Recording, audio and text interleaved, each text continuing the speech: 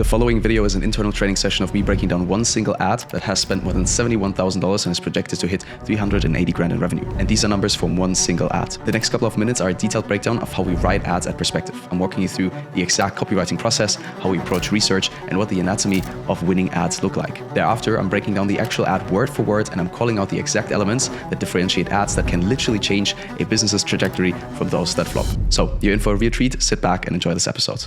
People will do anything for those who encourage their dreams, justify their failures, allay their fears, confirm their suspicions, and help them throw rocks at their enemies. The more you reflect on this quote, the more it actually entails most of the stuff that I'm about to present, basically in how I approach scripting or how I approach copywriting in general. If you really try to summarize this, and that's what I find super, super interesting, at the end of the day, this is really about resonance, really about where is the person that I'm speaking to in their mind, right? So what is it that they feel? What is it that they want? What is it that they don't like? And who are they fighting against? And that is basically, at least to me, when I read this was like my main takeaway. It's like, okay, the more room of resonance we can create, the better at the end of the day. And there's this other thing that I wanted to speak to just really quickly, which is basically this hierarchy of advertising in general as to what has the highest impact on our actual conversions or how well we grow the business. That's basically this idea that the most important part is basically the offer. Then thereafter it would be the creative,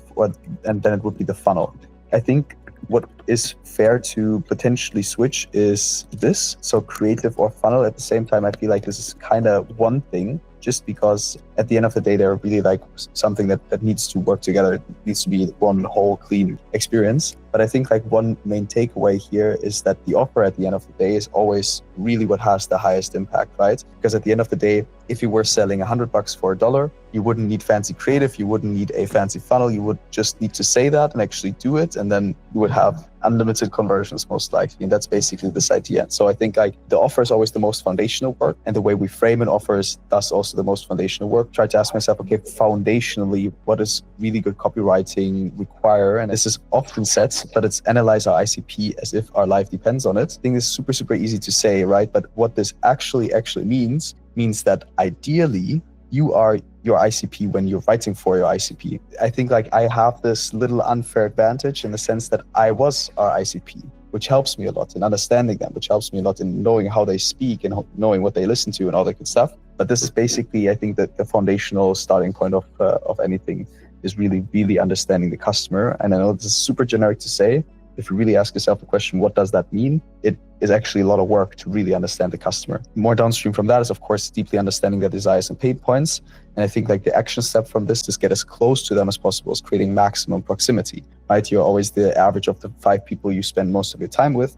And the more time you spend with the ICP, the more you start to learn how to think like them and feel like them potentially. One thing that I realized that I do, which I haven't really articulated before, is basically just ensuring that I have clarity as to who I'm writing to at all times. And oftentimes when I'm writing like ITN scripts, I always think about Dice. I'm a little bit in love with him because like at the end of the day, he represents our ICP so well, and he has a lot of clarity as well, that I always just think about, okay, what would be the next thing? What would be important to him? What would be important to him to understand? I always just try to think about them, honestly, really having a clear picture as to where they are right now and what they would like to hear in this scenario. The job is a little bit like being a journalist in a sense, where journalists are always like super focused on finding that next topic. And at the same time, I think like if somebody writing great copy is always also on the lookout or has the content glasses on. You always see opportunities when they pop up. Things like, okay, Gary V used our funnel, and this is 10 ads right there, right? Shan Puri mentioned that quiz funnels are this viral thing.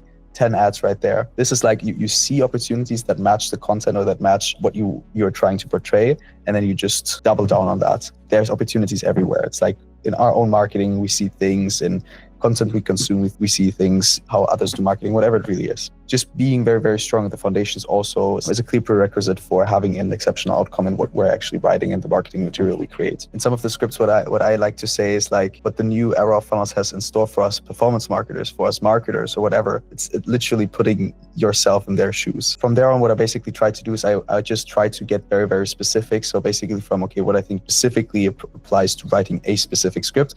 And then I just went through an example pointing out the different elements that I've used in one of the scripts, which is first of all, challenge yourself to not state anything less clear than this funnel has generated 6 customers within 27 hours and $62.23 of ad spend. This is, of course, an exaggeration, but the idea being really that the more specific we are, the more clarity we create, the more enticing it is to our customers. So if you say, hey, how Sebastian 7x'd his conversions is one thing, but if you say how Sebastian first made 100K, now makes 700K per month, that is the same thing, but suddenly all the more interesting. And so I think like that is one key takeaway for me as well. The next one, this is an exercise that I really like, and it's actually from Harry Dry, also like a super famous copywriter. You basically aim to say things that A, can be visualized, that B, haven't been said before, C, only we can say, and D, that are falsifiable. Visualization speaks to something that I can realize and understand without having to think. It's not intellectual work for me to actually understand what is being said. It's like this exercise, hey, don't think of the pink elephant. You suddenly start to think of the pink elephant, right? Although you're not really making any effort to. So I think that is super interesting. Then B, that haven't been said before. This is basically novelty. So just like our brains are wired to always want to understand new things, right? Because of risks, because of fear of missing out and all the good stuff. So novelty really always works. It's why creatives burn out and new creatives usually work, right? C, only we can say. This is kind of a little bit like this idea of trying to distinguish oneself from the rest of the market, right? And then things that are falsifiable. So have we taken the agency from 10 to 115K?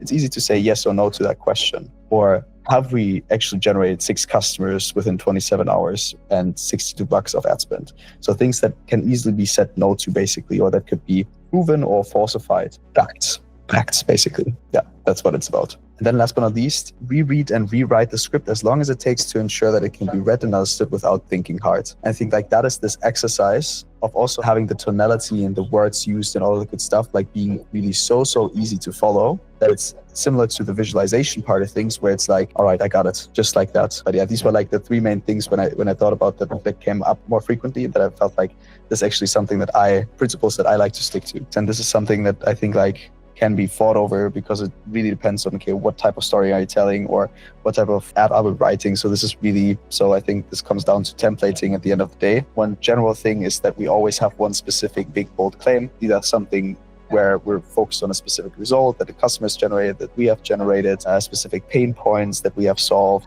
whatever it really is, right? But something similar to this above here. Then lead people into a story that they like to listen to. And I think like this kind of relates also to the second point, aim to write conversationally. The less it sounds like an ad, the better. It's like the more we can just pull them into what we're actually saying and they actually enjoy it while we're saying it, the better the ad will convert at the end of the day. And this is also why expert content pieces work, because we're really sharing interesting stuff. What we're saying, like the word in and of itself, is valuable, and it's not really only about what's said at the end or the call to action that's said at the end, but we're leading them to a story where we're telling them something that they can take away from it right away. Exactly. And then last but not least, ensure that everything that's said is backed up and objections are handled immediately. Basically, then the V137, one of our recent best performers, really worked wonders so far. So basically, I just try to reflect on, okay, what are the different elements that I've used here? And so first of all, hook, specific, bold claim, right? So this has a lot of clarity.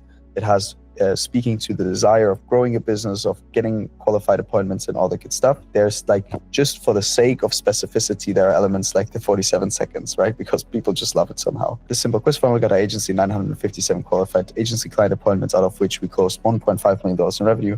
In the next 47 seconds, I'll show you how you can copy and paste it for yourself. So this has a clear value proposition that speaks to a clear desire, super specific. So it checks basically all the boxes, and it's a big, bold claim, right? So $1.5 million in agency revenue, crazy. Then body, leading with a story conversationally, creating room for resonance and education. And this is kind of what I meant with this bullet point up here. It's what we could do, of course. We could, at this point in time, already cut this completely, right? And then jump right into here where we're calling out the pain point specifically and then going into solution. But why is this added?